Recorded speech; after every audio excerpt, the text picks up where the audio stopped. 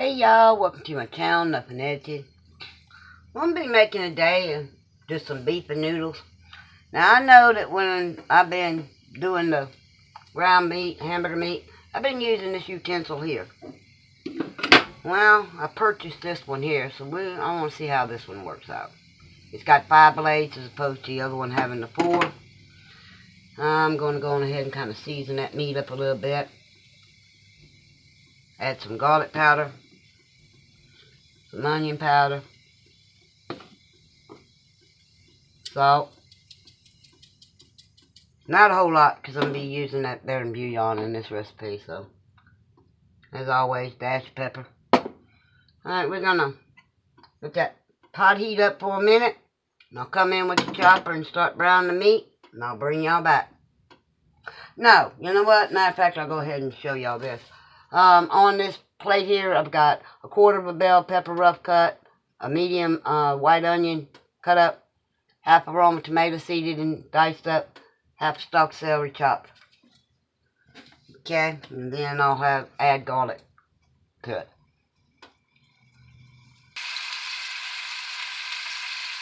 Okay, that meat is sizzling, doing its little job. Let's check out and see how well this meat chopper works. If it don't, I'm going back to Old Faithful. This is about 1/2 to 3/4 of a pound of hamburger meat. I just took some out of a pack that I had. We'll see how well this works in getting that hamburger meat done. Alright, I shouldn't need that glove anymore on that. Looks like it's doing a pretty good job. I'm not sure it's going to chop it up as fine as the other one does, but with this recipe, I'm not sure I want the meat ground to death, you know, in tiny bits and pieces.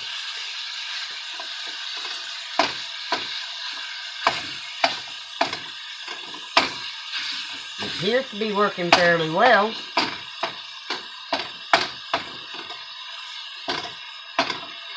Let meat cook a little bit more and I'll chop a little bit more.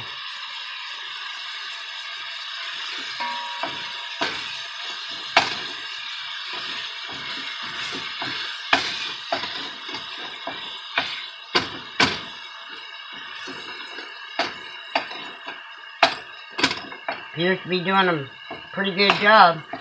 I was reading about this particular meat chopper here, and it was stating that you can use it to make mashed potatoes and stuff like that. Who knows, I might try that one day. Alright, we got that meat where it's breaking up fairly good. I'm going to go on ahead and add the vegetables to it. There we go.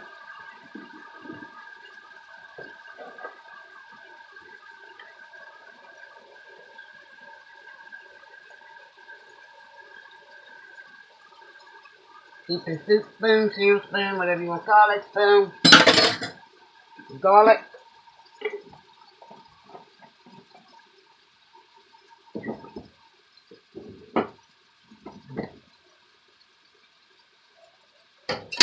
Oh Lord.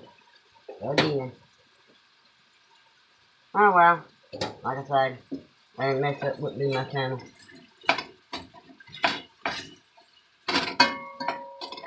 Now, in most recipes, I drain out the grease from the hamburger meat. I'm only going to be drowning out about, draining, not drowning. I'll be draining out about half of it, because you really want that beef flavor in there. I think the chopper's done its job. Come here with this spoon. Like that. We're going to hit it again with more onion powder. More garlic powder. Alright. I'm going to take this. I'm going to let this cook down for about 20 minutes. You see that meat's not completely crumbled. Some of it is, some of it's not. I want that texture. That's what I'm looking for on that. So I'm going to put a lid on this, y'all, and after it smothers down, I'll bring you back. Okay, y'all, that's browning up really good. I'm going to, that's not very much grease in there, so I'm going to leave that as is.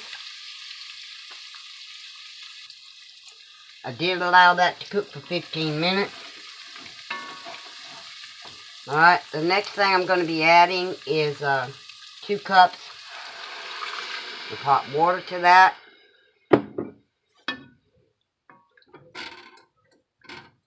Probably be adding a little bit more to it. That's fine. Alright, I'm going to be adding a couple of dashes of Worcestershire sauce. There we go. About a teaspoon of that, y'all. Alright, and to that,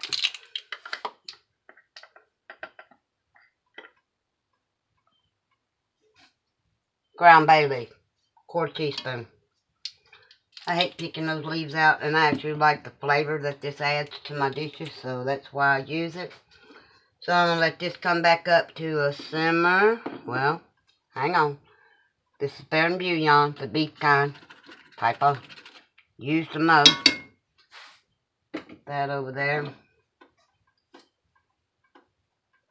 Better than bouillon. Add that in. I'm going to stir it, get that all good and dissolved, and I'll bring y'all back. Okay, that's up to a rolling boil. What I have here is a cup of the large elbow noodles. And they swell up quite a bit, so, and these take longer. These are the ridge, these have ridges in them.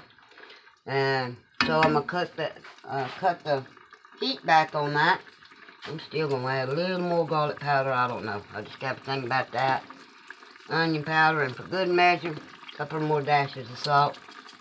And I think we got that rocking and rolling. I'm going to kick that heat back. I'm going to let that cook for another 15-20 minutes until the noodles are cooked. And I will let it set and absorb a little more of the liquid. Okay, I cut the heat down to 4, electric stove, putting the lid on it, letting it go. Stir it. I'll stir it occasionally. Excuse me, y'all, I decided I'm going to throw in one more ingredient into this. I'm going to throw in some frozen mushrooms here. We're going to get them mushrooms in there. I'm going to stir them. I'll bring you right back. Yeah, what's beef and noodles without mushrooms? I don't know why I wasn't thinking about it. See, the noodles are coming along. It was cooking about 5 minutes before I got the brainstorm to put my mushrooms in. Alright, we're going to cover this. Bring y'all back. Okay, y'all, that's just 1 cup of noodles. See how big they swelled up? Okay, this has been cooking about 6 minutes. It's going to take a little longer. I just wanted y'all to see. It's going to absorb most of that liquid, and that's what I want. I don't want it really saucy. But for those who've never made it, I wanted y'all to see how it's supposed to look halfway into cooking, if not longer. Okay, y'all. This is 15 minutes into cooking it. You see there is some liquid left in it. That's perfectly fine. Just personally, I'm going to probably cover it, let it stand, let the noodles absorb a little bit more. Or, you know what? If I want like a thicker gravy to it, instead of just this liquid, I think I'm going to jazz it up just one more step. It's not really jazzing it up. It's just to make it a little thicker gravy. Okay, as y'all can see, I turned the heat up a little bit. What I made was a cornstarch slurry. It'll just make for a little silkier looking and thicker sauce. And y'all see how quick that thickened up? Didn't take but a half a second. And you can take this and let it set, like I'm going to let it set because I want the noodles to absorb most of this and just have a little silky gravy to it. You could take this, if you want to get all fancy with it, you could take it and put it in a preheated baking pan, a nice glass pan, metal pan, whatever pan you have. And then you could add some Parmesan cheese to the, pour it in the pan. Add some Parmesan cheese and some mozzarella cheese. Bake it in the oven just to make it fancy. I'm not into fancy. This is how it is. Y'all saw me stir it. I'm going to add the lid to it. I'm going to let it set for another 10, maybe 15 minutes. Let the sauce absorb into the noodles, and I'll bring you back. Okay, y'all, let it set. I'm going to give it one more stir. And see how it absorbed that liquid. Oh my goodness, and adding the cornstarch slurry. Yeah, that was a good additive to it. Now, me, I'm not into the fanciness, so here's what I'll be adding to it. I'll be boiling it up, adding me some Parmesan Romano cheese to it, and it's going to be a done deal. So there you have it. I'm adding my Parmesan to it. It's a done deal. I'm saying like a 30-minute meal, maybe 40-minute meal. It's good. It's hearty. Give me some of that meat with that cheese. I'm going to taste this.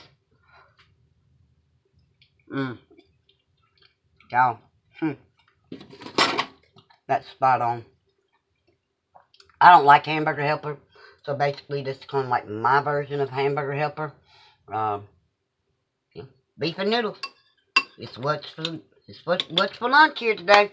So if y'all make it a different way, let me know about it. Anytime I've seen recipes for it, basically they want a whole ton of tomatoes in it, and I'm not putting it in. I don't want all that acid. But anyway, y'all, thanks for watching. Please like, subscribe, and by all means leave a comment. This is Nothing Edited. I'm out. Y'all do something nice for somebody today.